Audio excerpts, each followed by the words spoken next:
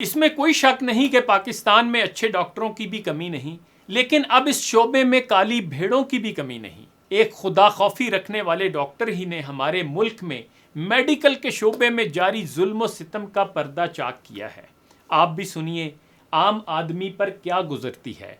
दिल का दौरा पड़ा, डॉक्टर का कहना है कि स्ट्रेप्टोकिनेज इंजेक्शन दें। इंजेक्शन की असल कीमत 700 रुपये से 900 रुपये है, जबकि आपको 9000 रुपये में मिलता है। आप क्या करेंगे?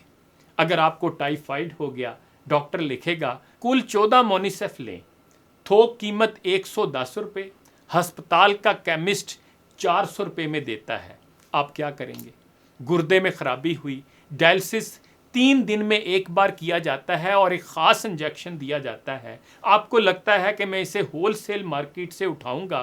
फिर वो डॉक्टर कहता है कि पूरे पाकिस्तान में तलाश कर रहा हूं, लेकिन कहीं नहीं मिल रहा। क्यों?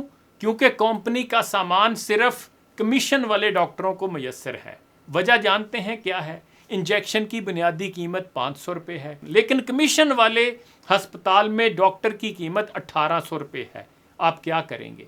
आप फ़र्ज़ करें आपको इन्फेक्शन हो गया है, डॉक्टर की तरफ से तजवीज़ करदा एंटीबायोटिक 540 रुपये की है, किसी दूसरी कंपनी की 150 रुपये की और आम 100 रुपये की है, लेकिन हस्पताल वाले इनकार कर देंगे और कहेंगे कि हम कोई आम एंटीबायोटिक नहीं देते, सिर्फ डॉक्टर का नुस्खा यानी 540 रुपये वाली ख़रीदें और लगवाएं। आप क्या करेंगे?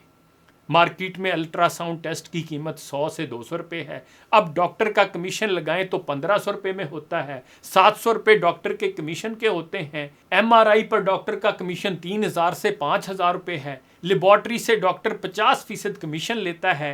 एक्सरे से 50% कमीशन वसूल करता है। जिस कंपनी की डॉक्टर दवाएं लिखेगा उससे गाड़ी लेगा या घर के AC लगवाएगा या फैमिली के हमरा यूरोप का टूर करेगा। और यही नहीं, दवाइयों की सेल पर 30% कमीशन भी लेगा। फिर वो कंपनियां हमसे 10 गुना ज़्यादा कीमत वसूल करती हैं। हमारी मजबूरी का भरपूर फ़ायदा उठाया जाता है। डॉक्टरों और हस्पतालों की ये डाकाजनी नहीं तो और क्या है? ये डॉक्टर हैं या डाकू? और ये वाइट कॉलर डाकाजनी इस्लाम के नाम पर लिए गए इस मुल्क में जारी सारी है और इन्हें पूछने वाला कोई नहीं।